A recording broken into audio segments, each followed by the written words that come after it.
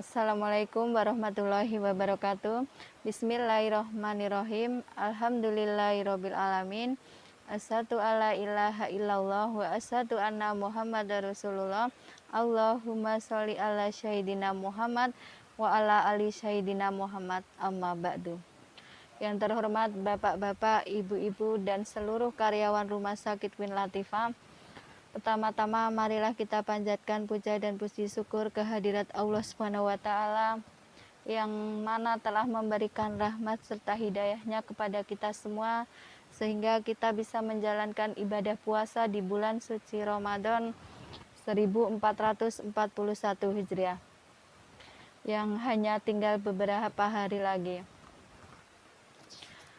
Salawat dan salam kita tujukan kepada junjungan kita Nabi Agung Muhammad Sallallahu Alaihi Wasallam yang mana kita tunggu-tunggu syafaatnya nanti di yaumul qiyamah. Amin amin ya robbal alamin. Di sini saya ingin menyampaikan sedikit uraian dengan tema hasad atau jauhi sifat iri dan dengki. Di mana Allah Subhanahu wa taala telah berfirman dalam surat Al-Falaq ayat 5 yang bunyinya wa min syarri hasidin idza hasad, yang artinya dan dari kejahatan pendengki bila ia dengki. Adapun bahaya dengki. Sifat hasad adalah sifat iri hati kepada orang lain. Adapun iri hati ialah merasa tidak rela atas kenikmatan Allah yang dirasakan oleh orang lain, sehingga ia menjadi benci. Sifat ini sangat berbahaya karena dapat menghancurkan amal kebaikan. Orang yang senantiasa berbuat baik, misalnya tekun dalam menjalankan sholat dan bersedekah, namun jika di hatinya memiliki sifat dengki dan iri hati, maka rusaklah amal kebaikan yang dilakukannya. Rasulullah SAW bersabda, ada 3 perkara yang orang tidak akan selamat darinya, yaitu 1. Prasangka buruk, hasud atau iri hati, dan khawatir tidak mendapatkan sesuatu. Kemudian seorang sahabat bertanya, ya Rasul, bagaimana cara menyelamatkan diri dari 3 sifat itu? Rasulullah SAW menjawab, jika kau memiliki prasangka buruk kepada seseorang, maka janganlah engkau selidiki sampai terbukti. Dan jika di dalam hatimu ada kekhawatiran, tidak mendapatkan kebaikan, maka berusahalah sampai tercapai.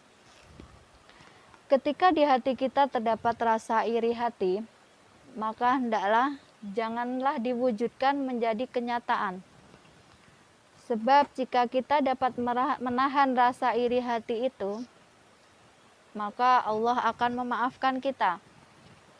Artinya, selama iri hati itu belum dilakukan, maka masih ada ampunan atau atas dosa tersebut. Dan ketika kita berprasangka buruk, maka janganlah kita mencari-cari bukti terhadap kabar atau suara burung yang kita dengarkan. Agar niat untuk menyelidiki itu tidak terwujudkan. Orang yang mempunyai kebiasaan iri hati kepada sesamanya, maka ia akan ditimpa 5 bencana, yaitu 1. Hatinya tidak bisa tenang namun selalu kacau. Ia ditimpa cobaan yang tidak mendapatkan pahala. Semua cobaan Allah itu akan diganti dengan pahala kecuali menimpa terhadap orang yang iri hati. Kemudian orang yang iri hati akan mendapat murka dari Allah dan tidak mendapatkan taufik darinya. Adapun 5 akibat yang akan diperoleh oleh orang-orang yang dengki. Yang pertama yaitu kesedihan yang berkepanjangan.